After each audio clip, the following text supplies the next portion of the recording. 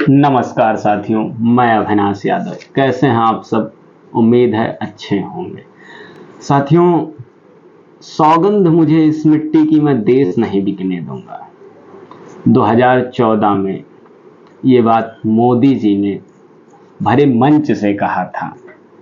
और दोस्तों, आज वो हालात हैं कि भारत के पास कुछ नहीं बचा। सब कुछ इन्होंने बेच दिया। रेल बेच दिया, तेल बेच दिया, हवाई अड्डा बेच दिया, इंडियन ऑयल बेच दिया, भारत पेट्रोलियम बेच दिया, हिंदुस्तान पेट्रोलियम बेच दिया, LIC बेच दिया, BSNL बेच दिया। जितनी भी कंपनियां, सरकारी कंपनियां थीं या फिर लिमिटेड कंपनियां थीं, सबको मोदी जी ने प्राइवेट करने का काम किया।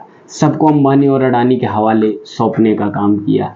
इन्होंने कहा था कि बहुत हुई महंगाई की मार, अब की बार मोदी सरकार की। तेल और डीजल ने मारी सेंचुरी, सिलेंडर गया 1200 के पार, जनता करती हाहाकार, कहाँ गया चौकीदार। साथियों, इन्होंने धर्म के मुद्दे पर राजनीति करने का काम किया, हिंदू मुस्लिम को लड़ाने का काम किया, नफरत का बाजार खोलने का काम किया। वो देश की जनता दरअसल अब तो बहरहाल अब जान चुकी है इनके सभी रणनीतियों एवं लड़ाने, झगड़ाने या फिर बेचने, सारी प्रकार की इनकी नीतियों को देश की जनता समझ चुकी है और 2024 में इनको उखाड़ फेंकने का काम भी करेगी, जिसका परिणाम 5 राज्यों में हमें और आपको दिखाई दे रहा है। जो चुनाव होने जा रहे हैं उनमें दिखाई दे रहा है। MP में शिवराज सिंह चौहान जी कह रहे हैं कि क्या आप नहीं चाहते आपके मामा की सरकार बने? तो वहाँ की जनता ने उन्हें उलट कर क्या जवाब दिया? वहाँ की जनता ने उन्हें कहा कि मामा तो कंस भी था, वो भी अपने भांजे को मरवाना चाहता था। राजस्थान में गए थे प्रचार करने के लिए मोदी जी। कहते हैं कि अगर आपको शांति चाहिए तो आप भाजपा को वोट दीजिए। अरे भैया, मणिपुर की जनता को भी तो आपने कहा था कि आपको शांति चाहिए तो आप भाजपा को वोट दीजिए। आपने मणिपुर की जनता के लिए क्या किया? हमारी बहन बेटियों के साथ क्या हुआ ये आपको नहीं दिखाई देता? आप उस पर क्यों नहीं बोलते हैं? निर्वस्त्र उनको टहलाया जा रहा है, उनके साथ बलात्कार, रेप, आए दिन यह घटनाएं घटित हो रही हैं। इस पर बातें क्यों नहीं होती? 2 करोड़ रोजगार की बातें, शिक्षा की बातें, स्वास्थ्य की बातें, इस पर आप बात करने लायक हैं ही नहीं, तो करेंगे क्या? मोदी जी, आप एकदम से डर चुके हैं। और मैंने पहला ऐसा प्रधानमंत्री देखा है जो हर बात पे भावुक हो जाता है, हर बात पे रोने लगता है।